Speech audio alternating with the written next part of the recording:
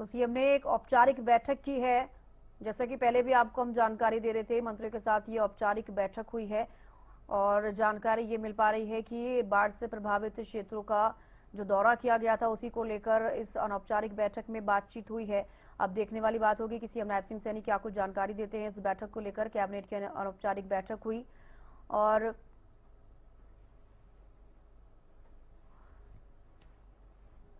तो लगातार सीएम नायब सिंह सैनी भी बाढ़ से ग्रसित जो क्षेत्र हैं, जो गांव हैं, वहां का दौरा करते हुए नजर आए और उसके बाद आज ये बैठक की गई है और इस बैठक के दौरान बाढ़ से ग्रसित जो क्षेत्र हैं उनको लेकर बातचीत की गई है कि राहत बचाव कार्य किस तरीके से चल रहा है और राहत सामग्री जिन जिन लोगों को पहुंचाई जा रही है।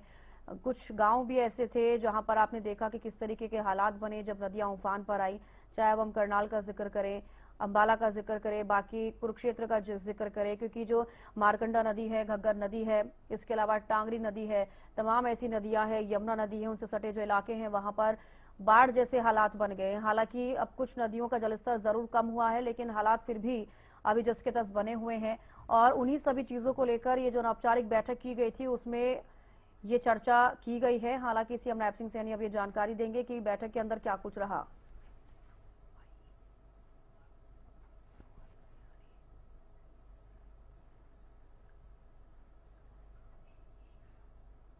तो कैबिनेट की अनौपचारिक बैठक में तमाम चीजों को लेकर चर्चा की गई है। हालांकि एक महत्वपूर्ण विषय जो हम आपको बता रहे हैं, हरियाणा के कई क्षेत्रों के लिए ये राहत की खबर जरूर आई क्योंकि नदियों का जो जलस्तर है वो कम हुआ। हालांकि एक बड़ा सवाल अभी भी बना हुआ है कि नदियों का जलस्तर कम जरूर हुआ है, लेकिन जो ओवरफ्लो होने के बाद जो पानी गांव में, शहरों में गया उसकी निकासी अभी बेहद जरूरी है, लेकिन वो अभी तक नहीं हो पाई है।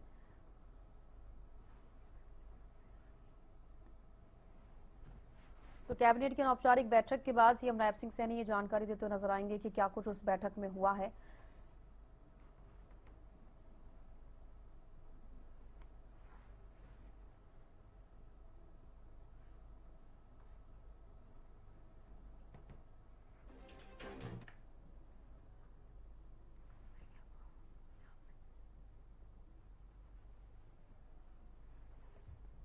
के लिए चारा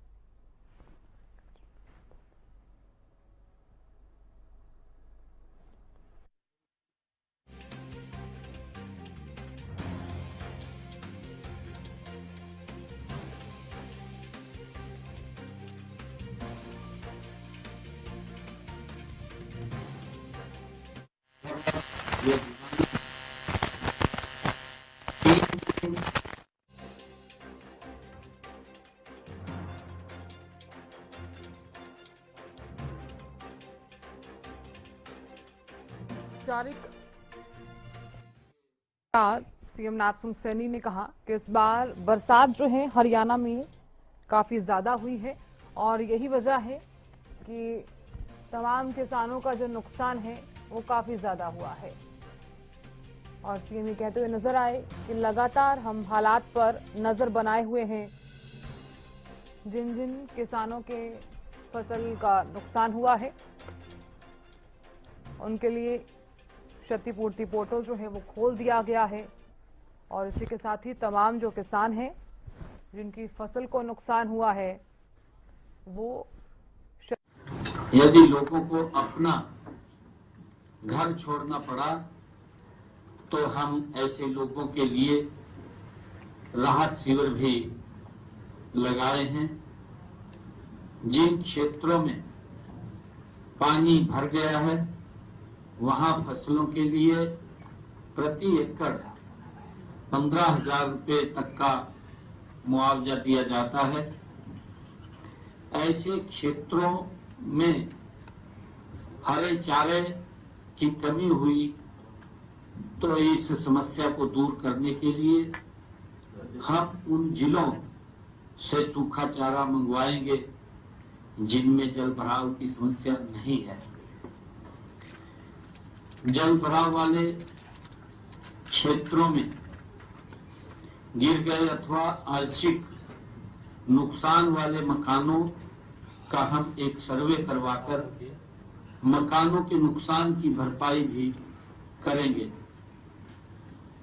हमने बाढ़ पीड़ित प्रभावित क्षेत्रों में डॉक्टरों की टीमें भेजकर उनकी चिकित्सा के व्यापक प्रबंध किए हैं। अब तक 135 चिकित्सा शिविर भी लगाए गए हैं और 376 शिविर चल रहे हैं। मैं लोगों से भी अपील करूंगा कि इस पानी की स्वच्छता का हम ध्यान रखें और पानी को हम उबाल करके पिए। मैं ऐसी अपील भी करूंगा। हमारी सरकार प्रदेश के लोगों के साथ इस प्राकृतिक आपदा में कंधे से कंधा मिलाकर के खड़ी है। हमारे अधिकारीगण भी, मैं सभी अधिकारियों का दिल से धन्यवाद करना चाहूंगा कि इस प्राकृतिक आपदा में जिस तत्परता से और जिस गति से लोगों को सुविधाएं पहुंचा रहे हैं वो काबिल तारीफ है। मैं सभी अधिकारियों का भी धन्यवाद करता हूं कि किसी को कोई इस आपदा में समस्या नहीं आने दे रहे हैं। हमारे विधायकगण, हमारे मंत्रीगण, वो भी अपने अपने क्षेत्रों में, अपने अपने जिला में घूम करके लोगों के संपर्क में हैं। हमारे चुनाव लड़े जो प्रत्याशी और हमारी पार्टी के सभी पदाधिकारी भी, हमारे जिलाध्यक्ष हैं, हमारे प्रदेश के पदाधिकारी हैं, हमारे प्रदेश के अध्यक्ष हैं पार्टी के, वो भी लगातार लोगों के संपर्क में हैं। किसी को किसी प्रकार की अगर कहीं दिक्कत होती है तो उसका तुरंत समाधान, सहायता उस तक पहुंचाने का काम हम कर रहे हैं। मैं ये भी कहना चाहूंगा सभी प्रदेश के आमजन को कि प्राकृतिक आपदा जो आई है, हम मजबूती से इसको पार करेंगे, क्योंकि प्रदेश के सभी जन और सरकार मिलकर के इस कष्ट से हम बाहर निकलेंगे, हमें पूरा विश्वास है। और हम फिर दोबारा उसी गति से आगे बढ़ेंगे जो गति हमारी बनी हुई थी, क्योंकि जब इस प्रकार की कोई आपदाएं आ जाती हैं तो कहीं न कहीं परिवार भी डिस्टर्ब हो जाता है, व्यक्ति भी डिस्टर्ब हो जाता है। परंतु हम पूर्ण रूप से मिलकर के हौसले के साथ इस कष्ट से आगे निकलेंगे और हम मजबूती से लगे हुए हैं। मैं प्रदेशवासियों से कहना चाहूंगा कि हम आगे बढ़ने का काम करेंगे। और मैं आज ये भी बताना चाहता हूं, क्योंकि अभी चाहे जम्मू कश्मीर है, पंजाब है, हिमाचल प्रदेश है, क्योंकि भारी बरसात के कारण जान माल का नुकसान हुआ है और बहुत सारे परिवार डिस्टर्ब हुए हैं। इस दुख की घड़ी में हरियाणा सरकार, हरियाणा के लोग उनके साथ कंधे से कंधा मिलाकर के खड़े हैं। मैंने पिछले दिनों जम्मू कश्मीर में भी वहां पर प्राकृतिक जो ये आपदा आई थी, बाढ़ की स्थिति बनी थी, जिसमें बहुत सारे परिवार डिस्टर्ब हुए थे। 5 करोड़ रुपए की राशि बाढ़ पीड़ितों को लिए मैंने जम्मू कश्मीर और पंजाब में देने का काम किया था। और आज मैंने हिमाचल प्रदेश के लिए भी 5 करोड़ रुपए की राशि वो भेजी है, ताकि हिमाचल के जो बाढ़ के अंदर प्रभावित लोग हुए हैं उनके नुकसान के लिए, उनकी भरपाई के लिए हमने ये सहायता राशि वहां की सरकार को भेजी है, जिससे कि बाढ़ से प्रभावित लोगों को समय रहते सहायता मिल सके। हमने वहां पर भी अवगत कराया है। और आज हमारी अनऑफिशियली मंत्रिमंडल के माननीय सदस्य आज हम बैठे थे। हमने प्रदेश में जो बाढ़ से लोग प्रभावित हो रहे हैं उसके ऊपर भी चर्चा किया है, और हमने कहा है कि इसके ऊपर लोगों के निरंतर संपर्क में रहते हुए कहीं पर भी अगर कोई किसी को किसी सामान की आवश्यकता होती है तो वहां पर पहुंचाने का काम करें। उसके ऊपर हमने आज इसमें चर्चा की है। और आदरणीय प्रधानमंत्री जी ने जो लाल किला से 15 अगस्त को एक देश को, लोगों को एक बड़ी राहत देने की बात कही थी, जो जीएसटी कर को कम करने का काम उन्होंने घोषणा की थी, 1 महीने के अंदर ही देश के लोगों को जीएसटी के अंदर एक बड़ी राहत देने का काम किया है। सभी मंत्रियों ने उसका एक मुश्त आदरणीय प्रधानमंत्री जी का, आदरणीय निर्मला सीतारमण जी का धन्यवाद किया है, और उसको लेकर के भी चर्चा हुई है। हमने आज जो सेवा पखवाड़ा आदरणीय प्रधानमंत्री नरेंद्र मोदी जी के जन्म दिन से लेकर के महात्मा गांधी जी की जयंती 2 अक्टूबर तक, ये लगभग 16 दिन चलने वाला है। इस सेवा पखवाड़ा में हमने कई कार्य तय किए, उसके लिए मैं आपसे अलग बातचीत करूंगा, उसको लेकर के भी हमने चर्चा की है। आज सभी हमने ये भी निर्णय किया है कि हमारे सभी मंत्रीगण और हमारे सभी भारतीय जनता पार्टी के विधायकगण और जो हमारे समर्थित विधायक हैं, उन सब से हमने कहा है कि 1 महीने की सैलरी बाढ़ पीड़ितों के लिए वो देंगे। और इसके साथ साथ हमने हरियाणा सरकार के सभी अधिकारियों एवं कर्मचारियों से भी आग्रह किया है कि वे बाढ़ पीड़ितों के लिए अपनी इच्छा अनुसार हरियाणा मुख्यमंत्री राहत कोष में मदद करें, क्योंकि बड़ा ये प्राकृतिक आपदा आई है।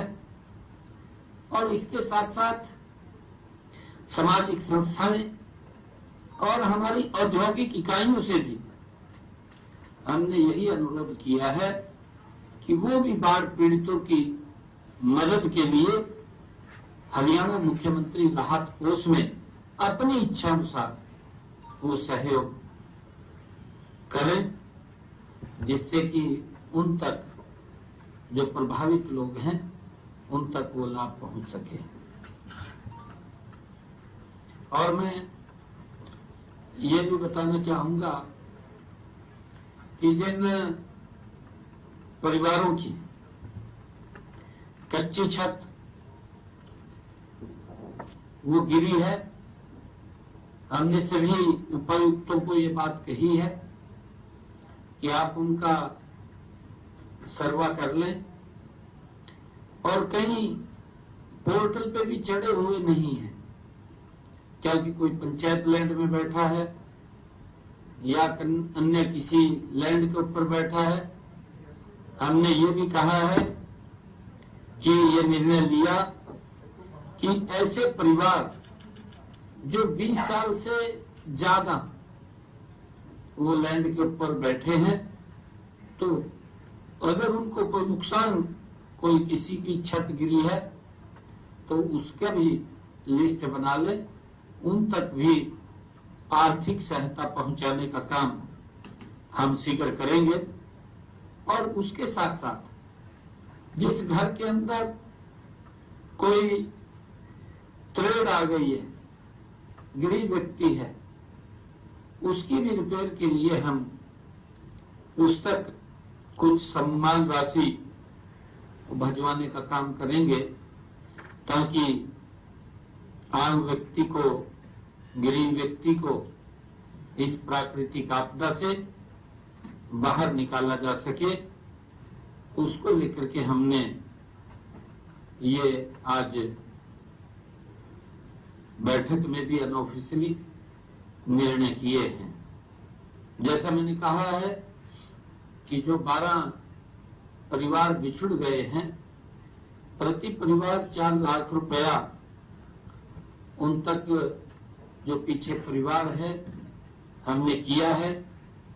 अगर किसी का 40 से 60% अंग भंग हुआ है तो उसको लगभग 60,000 रुपया वो देने का काम, और अगर किसी का अंग कोई चला गया है तो उसको 2 लाख रुपया देने का काम, और अगर मैदानी क्षेत्र में क्षतिग्रस्त मकान के लिए हमने 95,000 और पहाड़ी क्षेत्र में क्षतिग्रस्त मकान के लिए 1,01,900 रुपए, और आंशिक रूप से क्षति पक्के मकानों के लिए 10,000 रुपए।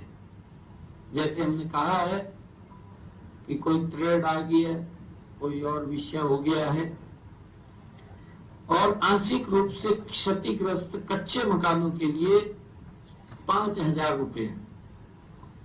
गांव में दुकान, संस्थान व उद्योग 100% हानि होने पर 1 लाख रुपए तक की उस सहायता पहुंचाने का काम हम करेंगे।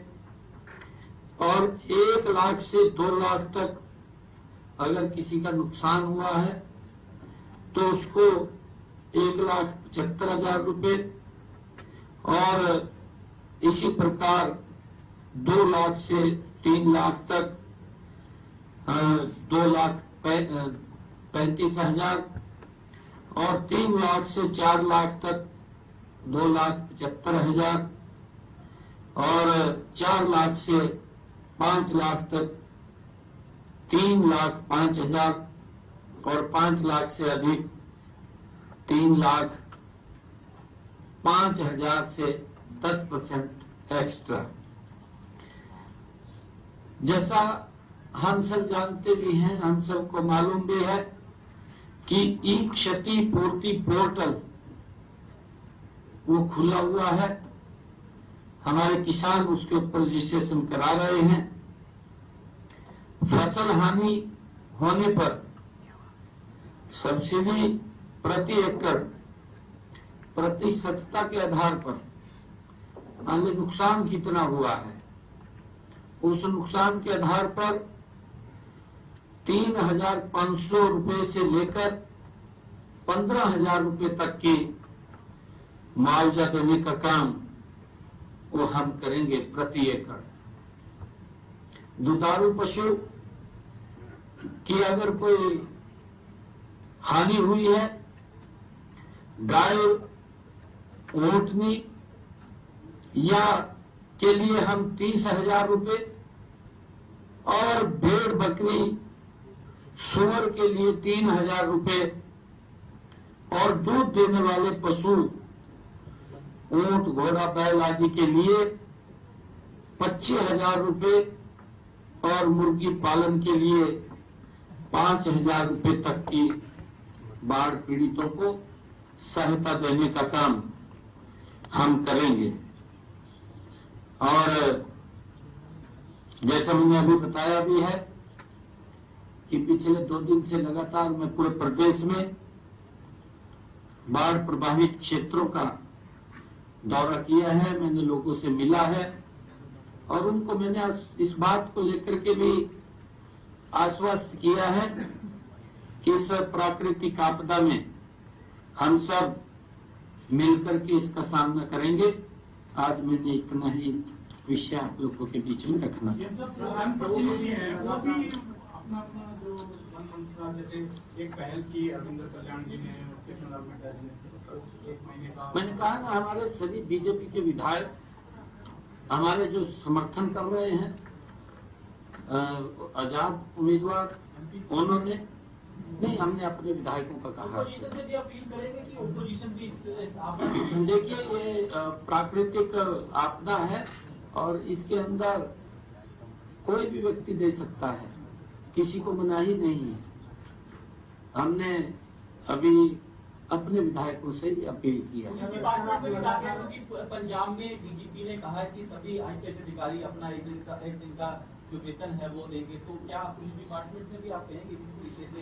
ये मुख्यमंत्री राहत कोष खुला है। हमने कहा है कि कोई भी अगर उसमें इच्छा अनुसार जो उसकी इच्छा है कोई देना चाहिए।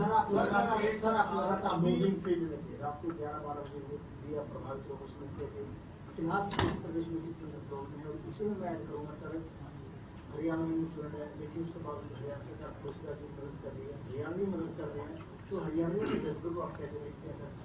मैं कल मैं गांव में गया था और गांव में कई गांव में तो पानी में से उतर के मैं अंदर गुजरा हूं, परंतु जब मैंने वहां पर लोगों से कहा कि हम जहां ज्यादा प्रभावित हुए हैं हमारे पड़ोसी राज्यों में, उनकी भी हम सहायता कर रहे हैं, तो हरियाणियों का दिल तो बड़ा होता है। उन्होंने कहा कि बहुत अच्छा है, हम कोई आप अच्छा काम कर रहे हैं, ठीक है, आप जो हेल्प कर रहे हैं करनी चाहिए, तो उन्होंने खुल करके कहा।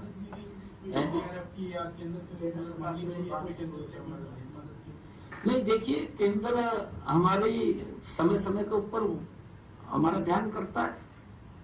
आज तक केंद्र के इशारे पे हम चल रहे हैं और केंद्र ही हमारी हेल्प करता रहता है, आगे भी करेगा, उनको मालूम है सारा।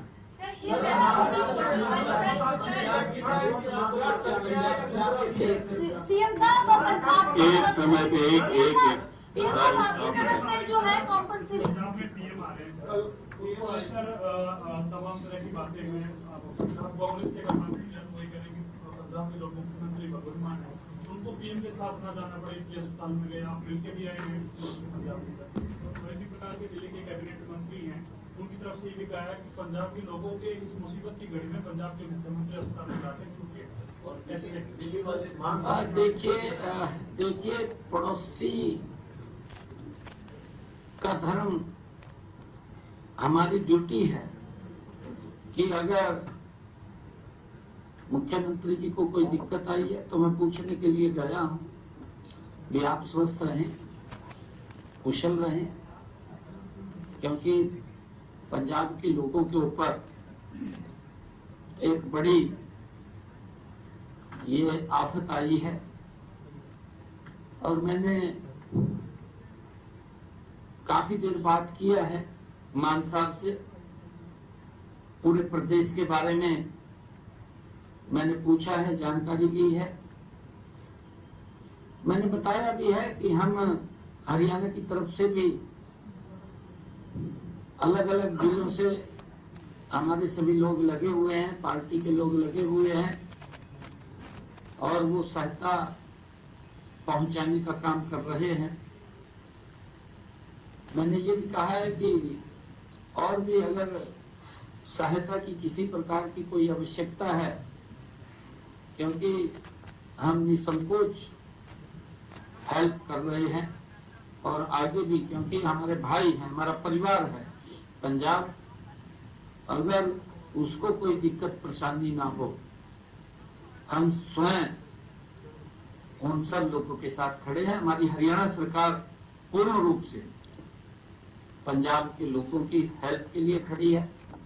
हमारे हरियाणा के लोग जन जन पंजाब के लोगों के साथ खड़े हैं, क्योंकि हमारा परिवार है। कोई कष्ट आता है तो हमारे लोग हेल्प के लिए हाथ बढ़ाते हैं।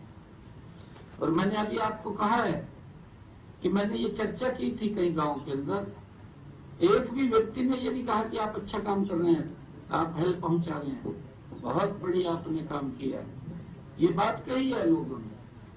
और हरियाणवी कई बार होता है हमारे यहाँ भी, क्योंकि मैंने कहा है कि जिस गांव में मैं गया था वो स्वयं पानी से प्रभावित था, काफी पानी था उसमें, उन्होंने अपनी बात कम और फिर पंजाब की ज्यादा की है। हमारे लोग इस प्रकार के हैं कि आप अच्छा कर रहे हैं। सर वैसे आपने सर ई क्षतिपूर्ति पोर्टल पर बहुत सारा डेटा जो है अपलोड हो रहा है, इसकी पूरी जानकारी भी आपने दी है, लेकिन जो आपने कहा कि जो इंस्पेक्शन भी लगातार हो रहा है, सर्वे भी हो रहा है उस पंजीकृत हुई लैंड का, लेकिन जो सर्वे ई क्षतिपूर्ति पोर्टल पर दिखाया जा रहा है वो काफी कम जो सर्वे है अभी तक वहाँ पे शो हो रहा है, तो इसको भी स्पीड अप करने को लेकर आपने कोई दिशा निर्देश दिए हैं अधिकारी को, तहसीलदार को, उसके लिए या फिर वो उस पर लेट पोस्ट हो रहा है? ई क्षतिपूर्ति पोर्टल के ऊपर वो खुला है अभी, उसके ऊपर हमने कहा है कि आप रजिस्ट्रेशन कर रहे हैं, हमारे किसान कर रहे हैं। क्योंकि मैं जब गया हूँ, नरमे की फसल को भी नुकसान था और धान की फसल को भी नुकसान था, उसके साथ साथ बाजरे की फसल को भी नुकसान था। मैंने देखा है जाकर के, नरमे की फसल तो बहुत ज्यादा डिस्टर्ब हुई है, क्योंकि पानी भर गया, उसके अंदर तो पानी लग गया तो खत्म हो जाएगी वो हमने देखा है पूरा। मैं इसीलिए लोगों को मिला और मिल करके मैंने सारी स्वयं जानकारी वो देखी है। हमने कहा है, हमने ये भी कहा है कि इसकी ड्रोन से भी आप एक बार मैपिंग कर लें, और हमारे किसान जो क्षतिपूर्ति पोर्टल पर रजिस्ट्रेशन कर रहे हैं। और मैं बताना चाहूंगा, अभी 1 महीने पहले आप लोगों के बीच में ही मैंने आकर के लगभग 88 करोड़ रुपया मुआवजे का किसानों को दिया था। अभी 1 महीने पहले दिया था मैंने आप लोगों के बीच में, महीने से भी शायद कम हुआ है। हाँ, महीना भी अभी नहीं हुआ।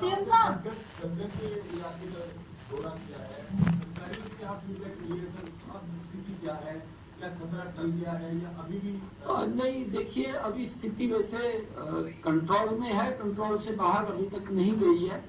अधिकारी मैंने कहा है कि बड़ी मुस्तैदी से लगे हुए हैं और आमजन का भी समर्थन पूरा मिल रहा है, क्योंकि कहीं कहीं थोड़ा बरसात इतनी ज्यादा हुई है कि जो कैपेसिटी से ज्यादा पानी गिरा है और उसके कारण व्यवस्था तो खड़ी हुई है, जल भराव हो गया है, खेतों में बहुत पानी, कई जगह जो लो लाइन एरिया है उसमें जमा।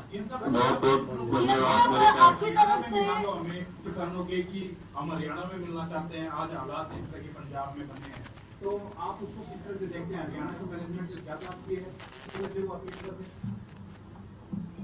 देखिए, इसके ऊपर तो मैं कुछ बोल लूंगा नहीं, बहुत भाई हैं, हम ईजा का शामिल हो जाएंगे पंजाब में। सीएम साहब, आपकी तरफ से मुआवजे का ऐलान किया गया है।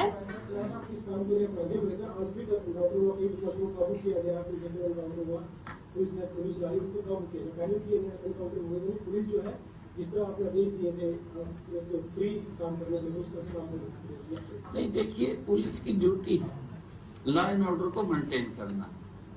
हमने कहा है कि आप लॉ एंड ऑर्डर को मेंटेन करिए, कोई भी असामाजिक तत्व किसी को क्यों डिस्टर्ब करे, तो सभी ठीक रहे, हमारी तो यही है। और सरकार निरंतर लगातार गति से काम कर रही है, सबको काम करने नहीं, वो पुलिस की ड्यूटी है। मैंने कहा है कि वो लाइन ऑर्डर को ठीक करना उनकी ड्यूटी है। सीएम साहब, आपकी तरफ से मुआवजे का ऐलान किया गया है, लेकिन पंजाब सरकार अभी भी टकटकी लगा के बैठी है केंद्र सरकार की तरफ, और उन्होंने सुबह से जो है उनके मंत्री यही प्रेस कॉन्फ्रेंस कर रहे हैं कि जब वहां से पैसा आएगा तो मुआवजा दिया जाएगा। और ये भी कहा गया है कि जो डिजास्टर मैनेजमेंट फंड है उसका इस्तेमाल भी केंद्र की परमिशन के बिना नहीं हो सकता। तो जो आपकी तरफ से जो ऐलान किए गए हैं, नहीं, देखिए ऐसा नहीं है कि डिजास्टर मैनेजमेंट फंड का केंद्र से इस्तेमाल होगा। हमारा जो, हम हरियाणा की अगर बात करें, SDRF का जो हमारा फंड है, हम यहाँ खर्च करते हैं। अगर हमारे पास वो खत्म होगा तो हम केंद्र को बोल देंगे एनडीआरएफ है, एनडीआरएफ से हम मंगवाएंगे। तो पहले हम अपना तो खर्च कर ले, भी मेरे पास भी होगा। उनकी तरफ से ये बोला जा रहा है कि सेंटर के नॉड की जरूरत है। 11 बजे 12 बजे 4 मंत्री उनका सीएम साहब उनका बोला जा रहा है कि केंद्र जब तक अनुमति नहीं देगा केंद्र से पैसा नहीं मिलेगा तो हम कहाँ से देंगे? मंत्री आ रहे हैं, रणदीप सिंह बिट्टू जी ने भी पत्र लिखा है सीएम को की बात नहीं, देखिए प्रधानमंत्री जी, क्योंकि यहाँ नहीं, अगर कहीं भी देश के किसी कोने में अगर कोई किसी प्रकार की प्राकृतिक आपदा आती है, ये पहले प्रधानमंत्री ऐसे हैं अपने प्रोग्रामों को रद्द करके सबसे पहले जनता के बीच में जाते हैं। और प्रधानमंत्री जी का ये कार्यक्रम पहले से तय हो गया था। प्रधानमंत्री जी पंजाब भी आएंगे, हिमाचल भी जाएंगे, जहां प्रभावित लोग हैं जाएंगे, जाते हैं प्रधानमंत्री जी। प्रधानमंत्री जी के नेतृत्व के अंदर तभी तो देश आगे गति से बढ़ रहा है। लोगों का विश्वास प्रधानमंत्री जी की नीतियों के ऊपर आया है। ये वैसा नहीं है, खाली कई लोग तो बात बनाने के लिए बात कर देते हैं। प्रधानमंत्री जी जो बोलते हैं, मन से बोलते हैं, दिल से बोलते हैं और उसको पूरा करते हैं, समय रहते पूरा करते हैं। ये प्रधानमंत्री जी, क्योंकि उनके नेतृत्व में सब व्यक्ति समान है। धन्यवाद धन्यवाद। भूपेंद्र सिंह हुड्डा भी गए कई गाँव में और रणदीप सुरजेवाला भी लगातार जा रहे हैं और कह रहे हैं कि कुछ नहीं हो रहा, लोग बड़ी दिक्कतों का सामना लोगों को करना पड़ रहा है। चलो ये तो उनके नेता जा नहीं रहे और मुक्त मलेशिया ये तो इतिहास रहा है। इतिहास रहा है कि जब भी भारत के ऊपर कोई विपत्ति आती है, कांग्रेस का युवराज बाहर चला जाता है। ये इतिहास है। परंतु